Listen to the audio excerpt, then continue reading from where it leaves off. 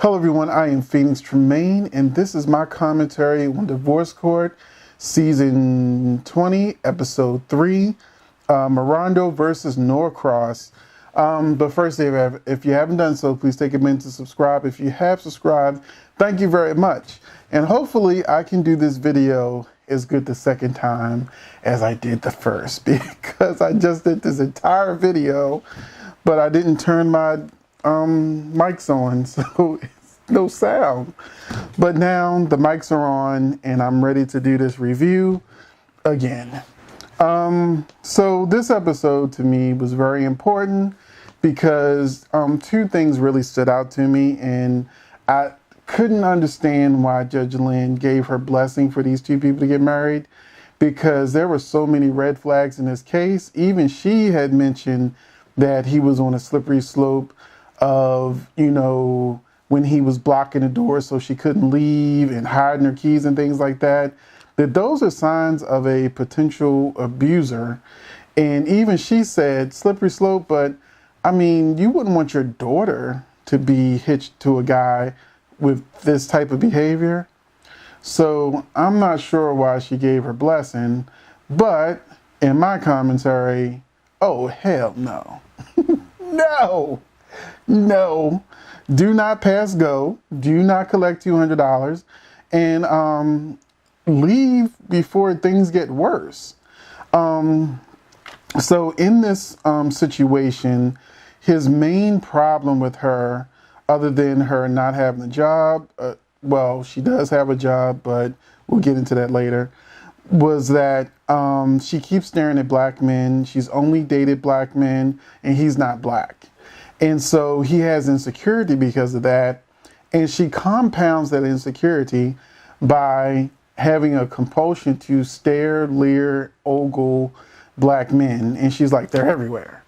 So they've gotten to the point where they can't even go out together in public because she might see a black man and he gets mad or jealous.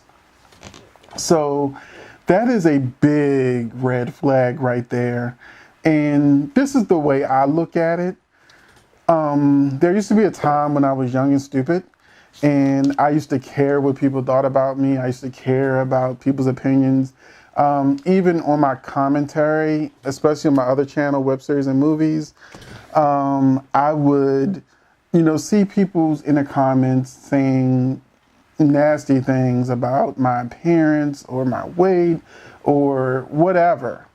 And I'm like,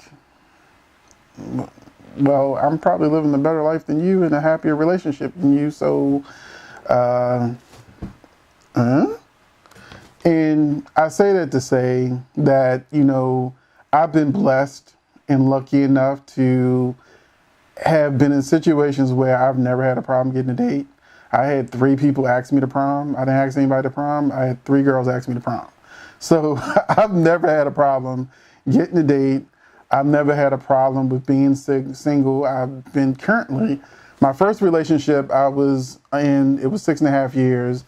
And the current relationship I'm in is now 7 years. It'll be 8 years in February. And so I don't have a problem dating, meeting anyone, being in relationships, having sex, none of that. I've never had a problem with any of that. But what I did have a problem with, being someone who was molested as a kid, who was in a household where my stepfather was psychotic, and there was a lot of domestic abuse, there was a lot of child abuse.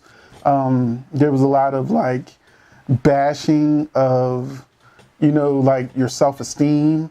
So when I finally got out there into the world, even though I had a lot of people telling me I was attractive, you interested in me, or however people felt about me, because I've been all body types. I've been skinny. I've been with that swimming muscular build. I've been a bodybuilder. I've been fat, this isn't the biggest I've ever been. I'm actually a former firefighter, retired firefighter, paramedic.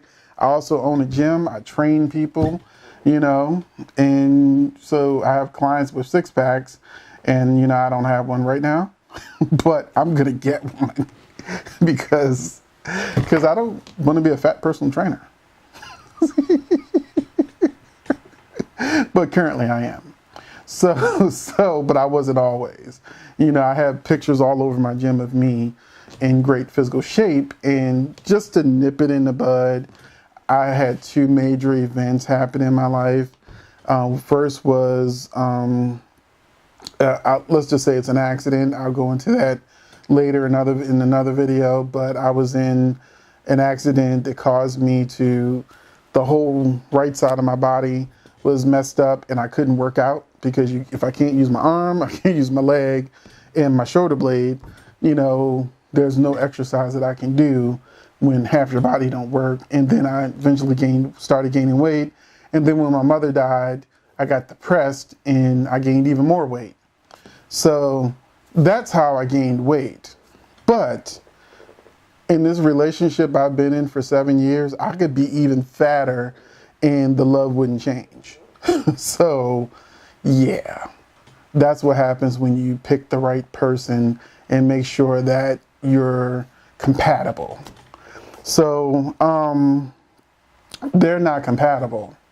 So bringing it back to divorce court, in relation to where I'm coming from, how I get these decisions, like I said, I had such low self-esteem that I would have, let's say, 100 people over here interested in me, and I might have one or two over here that weren't, and my brain immediately went to, oh, why don't you like me? What's wrong with me? Versus all these other people over here saying, men and women, saying, oh, you're the greatest. Oh, you're so cute. It is what it is. And, it was my insecurity from all those years of being broken down emotionally that I felt like I needed other people's approval. Once I snapped out of that and manned up, literally, I grew as a man, stopped being a boy, and I realized it's okay for people not to like you. I have friends that are overweight, women that, bitch and cry and moan about, they can't find a man because they're fat. And then I got friends over here that are bigger and they can't get the men off of them. The men are just chasing them. And it's all your attitude. It's all how you feel about yourself. When you feel bad about yourself, it attracts the wrong people. It attracts abusers to you. When you feel good about yourself, it really attracts people, except the ones that want to break you down. But it usually attracts people to you like, oh, what does he have? What does she have? There's something about this person over here that, they may not be a size 2 or whatever, but, that smile, that spark, that body, everything, you've just created this aura about yourself that makes everyone sort of drawn and attracted to you. I'm talking to you. I know there's somebody here in the audience that's feeling me, that accept yourself, love yourself for who you are and where you are. And then, allow people into your life who accept you as you are. And if you lose weight, gain weight, get muscular, that people didn't get with you for superficial reasons. Okay. They got with you because of who you are as a person. And there are things about you that attract them to you. So anyway, she loves black men. And I've been in situations where I've been told, oh, you're the first black guy I've been interested in. I only date white men. Or, oh, I usually only date tall men. Or, you're usually not the type of dude I date. I like thugs and, I like a bad boy who's hardcore. Yeah, no.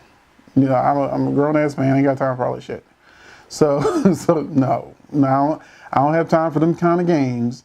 I got money to make and shit to do.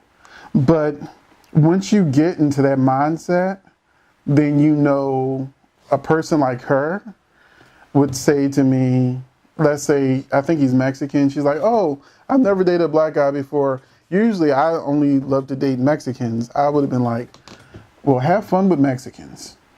you know, and move about my business, because there's always somebody else.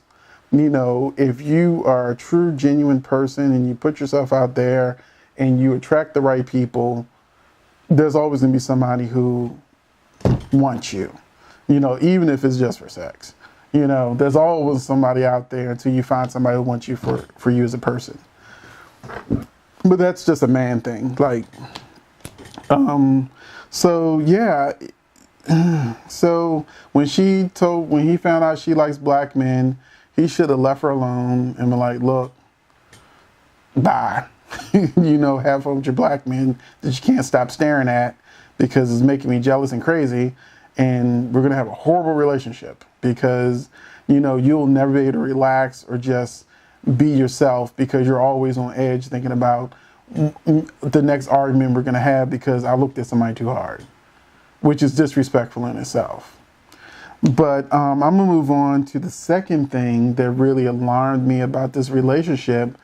And red flag number one on his regard is when she said when they first met and he was drunk, is not what you say is how you say it. She said in a way that led me to believe that he drinks all the time, because there was just a little bit of sarcasm in her voice that kind of, you know, I could prick my ear up like, okay, I see what this is. That's number one. Number two is his jealousy and the fact that she said when they were on a 10-month break, he broke into her house, caught her with another man, and became psychotic. And she said it twice. And before that, she had mentioned how, you know, she lied to him about going to a spa by herself, and she instead went to Vegas with her girls, because he would steal her keys, hide her keys. He would stand in front of the door and block the door so she couldn't get past, you know. And even Judge Lynn said that is a sign of a slippery slope of where you don't want to go. So she knows that can lead to abusive behavior. So you add the jealousy, the, you know, can't go out because you might see a black man, the rage and psychotic nature that he obviously had, and he brought friends with him, of going after the guy you were with when you were broken up and you could have been with anybody you wanted to be with. And the fact that she said that she wouldn't be with him if they didn't have a kid. Why are you telling these people to get married? She just said she didn't want him. If she didn't have a kid, she would have been out a long time ago getting some black dick. She didn't say it like that, but that's what she said. That's what I heard. So that was a big red flag, because my mother married a psychopath, a sociopathic psycho, and that was no place to raise kids. When my brother was born, it just got worse, okay? So I think that she's in danger, you know, be honest with you. And, you know, she's still looking for a ring. Why do you want a ring? You need a key to your own place to get the hell out. You know, your own peace of mind. And I think that he would be a much happier person with a woman who liked him and not stared at other men. And because, you know, that's what she really wants. Anybody watch the show knows what she really wants. And for whatever reason, she settled. But the last thing I'll talk about is the fact that he wants her to work, but at the same time, we all know that if she went out and got a job and it was around black men working there or black men customers, that his jealousy would go through the roof, you know, and they would make things worse. And he would either make her lose the job or force her to leave the job. So we all know that that's not a good situation for her. And then, you know, the fact that he's not passing out her cards, he's not saying anything on social media, shows he's not supportive of her up-and-coming nail business, but he just wants her to magically have customers.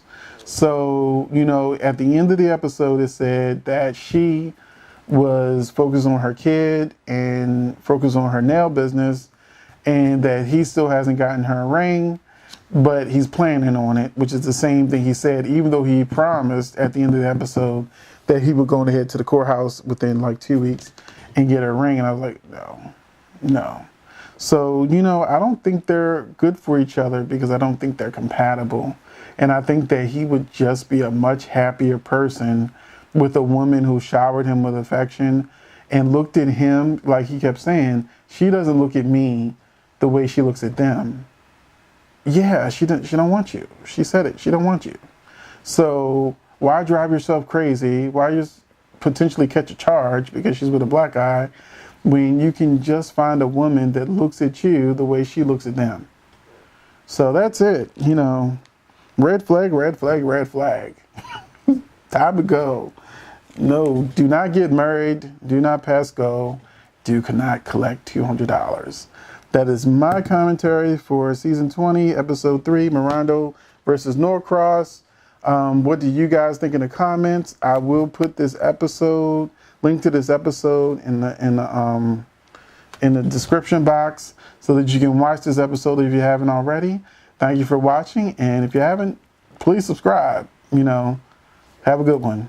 Peace. See you in the comments.